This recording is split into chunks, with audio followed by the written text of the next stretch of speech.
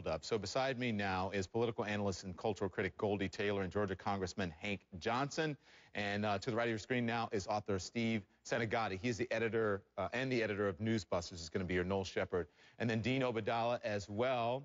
Senior contributor Dana Lash is going to join us, and author Hayhoe is the director of the Florida Coalition. Let's talk about gun violence. And you saw Mitt Romney at the NRA having to speak there last week. Very interesting. It comes on the heels. We've been talking about Oklahoma. We've been talking about some other gun issues around the country. We've been talking about Trayvon Martin around the country. And as we were doing this, as I was reading that, and I said, Democrats haven't done anything sufficient about gun control. It hasn't been part of this debate since this happened. I saw you looking at me like, wait a minute, that's not true, Congressman. Do you not believe it's true? Because we couldn't find any substantial work done by Democrats on this issue. Well, certainly there are issues that have taken more priority for our Republican legislators who are now in control. And they want to deal with things like abortion, contraception, the war on women. And meanwhile, any legislative effort by Democrats takes a U-turn and goes backward, hits a blank wall, and is not dealt with. Yeah, but is there anyone, you said hits a blank because they want to talk about those issues, but you can't blame that not talking about these issues or not having any substantial legislation. How can you blame that on Republicans? If this is an issue that's important, especially after Gabby Giffords, then you have Trayvon Martin, and how can you blame that on Republicans? Well, because they are under the influence of the corporate lobby. And what I'm talking about is basically the NRA, Walmart. They give campaign contributions. They work through ALEC to propose legislation. And those are the views that are being heard now, since they are the ones that are in power. So the gun lobby, are you saying the gun lobby is much too powerful for any Democrat or for the Democrats to go up against? Well, unfortunately, there are not many Democrats who are willing to stand up to the NRA. And there are not many Republicans. There are not any Republicans that I know of that are willing to do that. Why no Democrats? Why do you think many Democrats will? Well, I don't think that they want that special interest super PAC money coming at them during their primaries.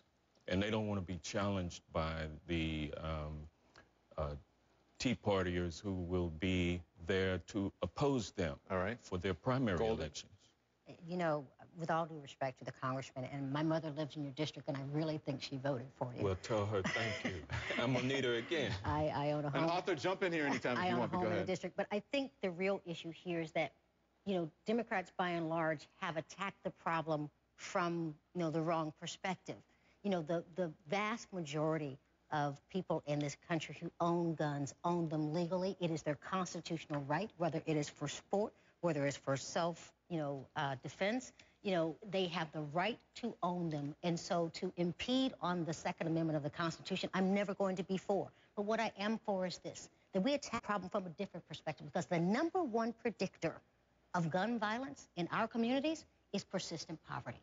And when you attack it from a public health perspective, when you attack it from that direction, then you find real solutions. If you look at a place like Kennesaw, Georgia, that every household is required to have a gun, and they've had no murders. And it's not because people are afraid that you're going to walk into a house, there's no gun. It's because poverty is almost non-existent. Yeah, but that's, I mean, Kennesaw is not New York City. Kennesaw is not Chicago. Kennesaw is not We're still talking about Atlanta. Poverty. Yes, We're but still the crime rate, poverty. the crime rate. So let's say in most cities the crime rate is here, or the gun murder rate is here. Walk through inner city Atlanta. Walk through Alpharetta, Georgia. And if you look at the difference in wealth indicators in both areas. Yeah. But I understand what you're saying, but if you take a place where crime is already low and say it decreased because of this and it got even lower, I mean, is that a fair statement? And that whole Kennesaw thing, it's not really imposed. Nobody's going from house to house to house to make sure that you have a gun. Yeah, you know why the law's been on the books for people in Kennesaw to own guns? Why? For the bears. Yeah. Author, go ahead. Author, listen, I want to say this, and listen again, just playing devil's advocate. If you look at it, and this is 2010, this is according to the Home Office, this is for Britain. There were 619 murders in Britain in 2010. In the United States, there were 12,996 murders. Britain has much stricter gun laws in the U.S. Of the 12,000, almost 13,000, 8,000, almost 9,000 were caused by firearms in the United States. Author, Are those numbers damning for us in this gun culture? Well, they are, and we've got a problem in Florida that other places don't have. The Democrats in our organization have introduced laws, but they don't go anyplace because all the committee chairmen are Republicans and refused to allow these bills to be read. Yeah. So we've got a problem here in Florida, and it's getting worse because the NRA has just introduced a new law. It's called a firearm preemption law.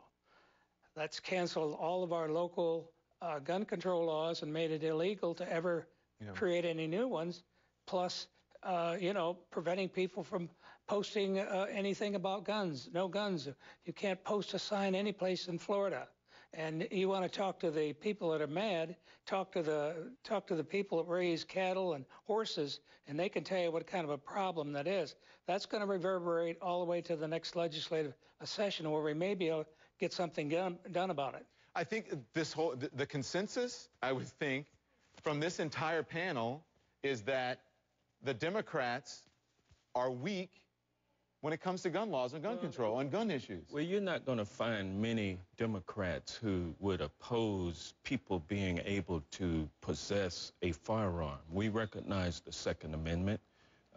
It gives the right to Americans to hold a firearm. But the question is, which Americans? Should it be convicted felons? Should it be child molesters? Can they be restricted? Can domestic violence perpetrators be restricted in their ability to possess a firearm?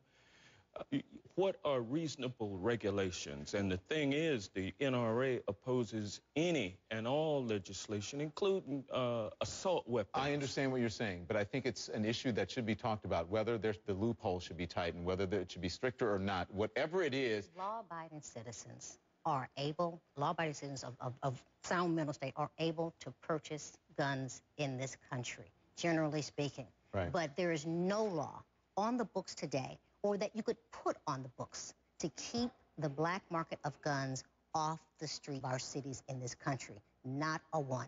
All right. Well, if you don't have any that restrict or make it illegal for people who should not have firearms to have them, then, it's just open season. All right. And sorry, we're going to have to end it there, but that's where you come in. That's where lawmakers come in to try to figure this thing out. And I think that's what we're trying to get to some consensus here on whether or not that should be happening.